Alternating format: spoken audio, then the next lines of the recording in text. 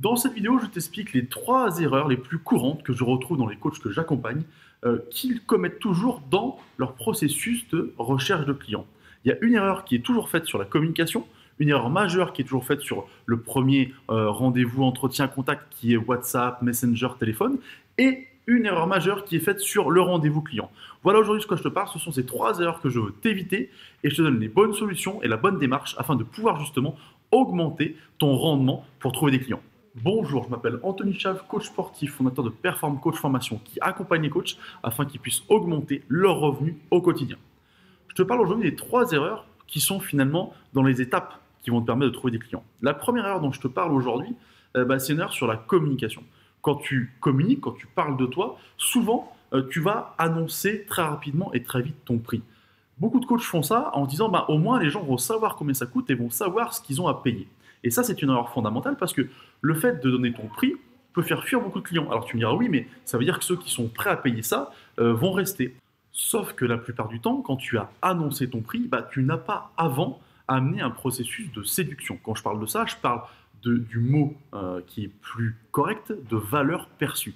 Oui, parce qu'en fait, si les gens doivent être prêts à payer un certain tarif pour tes services, ils doivent être prêts à payer un certain tarif pour quelque chose qu'ils connaissent, pour quelque chose qui les a séduits. Donc si tu annonces ton prix très vite, mais avant même d'avoir mis ton argumentaire en place, le prix va correspondre à rien. Et ça, c'est la grosse erreur majeure. Moi, je pense d'ailleurs qu'il ne faut surtout pas annoncer ton prix sur ton site internet, sur tes moyens de communication. C'est une erreur, à mon avis, qui est fondamentale parce que justement, pour qu'il y ait un prix, il faut qu'il y ait avant une séduction, il faut qu'il y ait des gens qui soient prêts à payer un certain prix pour ce que tu fais, donc pour ton offre, donc pour une valeur perçue, donc pour ce que tu vas réellement leur apporter. Donc seulement une fois qu'ils ont connaissance de ça, tu vas pouvoir leur parler du tarif. Voilà la première erreur dont je te parle dans cette vidéo.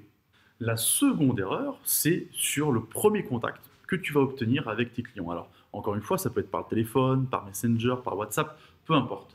Généralement, on a une certaine pression et un certain besoin de se rassurer aussi, et on veut closer, donc conclure trop vite avec ces personnes qui vont être nos futurs clients. Et on peut faire fuir beaucoup de gens en étant beaucoup trop direct et beaucoup trop, j'allais dire, attaquant. C'est-à-dire que ton job, lors du premier contact avec la personne que tu vas avoir, c'est surtout pas de te mettre en avant, surtout pas de commencer à expliquer de partout ce que tu fais, pourquoi, comment. C'est d'écouter. Ton premier job, c'est d'obtenir des informations qui vont te servir à préparer l'étape suivante, c'est-à-dire l'entretien réel. Trop souvent, tu es trop agressif sur les premiers contacts. Très souvent, je demande aux coachs que j'accompagne les captures d'écran de leur échange Messenger ou WhatsApp avec leurs futurs clients, avec leurs prospects, pour voir justement ce qu'on peut améliorer, ce qui n'a pas marché, pourquoi le client a arrêté de discuter, d'échanger. Et très souvent, je vois que la personne que je suis, en tout cas, a voulu se rassurer en mettant tout de suite des argumentaires en avant. Alors que, encore une fois, la première chose, ce n'est pas te mettre en avant, c'est écouter. Une fois que tu as écouté, tu as obtenu les informations que tu souhaites, et là, tu pourras faire correspondre le souhait de tes clients à ce que tu vas lui proposer. La troisième erreur lors de ce processus client, ça va être en fait de justement, c'est la suite de ce que je dis avant, c'est justement de vouloir absolument faire rentrer ton client quand tu l'as en face à face dans tes cases. Toi, tu as prévu généralement des cases en disant voilà, j'ai telle offre, telle offre, telle offre, ça vaut tant, ça vaut tant. Et là, du coup, tu vas chercher à faire rentrer ton client en face dans des cases en lui proposant les choses ou en disant toi, lui, je pense qu'il pourrait être susceptible d'accepter ce prix-là ou ce package-là. Et en supposant que la personne qui est en face de toi va pouvoir payer tant, en espérant même qu'il te prenne la meilleure formule, celle qui va te rapporter le plus d'argent. Et ça, en fait, c'est encore une fois une erreur majeure dans ton processus, parce que ça va refroidir beaucoup de personnes. Tu cherches à faire entrer des gens dans des cases où ils veulent pas, où ils ne peuvent pas être aussi des fois. L'objectif pour toi, en fait, c'est par rapport à ce que je t'ai dit avant, notamment le premier contact, c'est de prendre des informations afin justement d'être capable que ta proposition corresponde à ce qu'attend la personne en face de toi et non pas l'inverse. C'est pas à lui de correspondre à tes offres.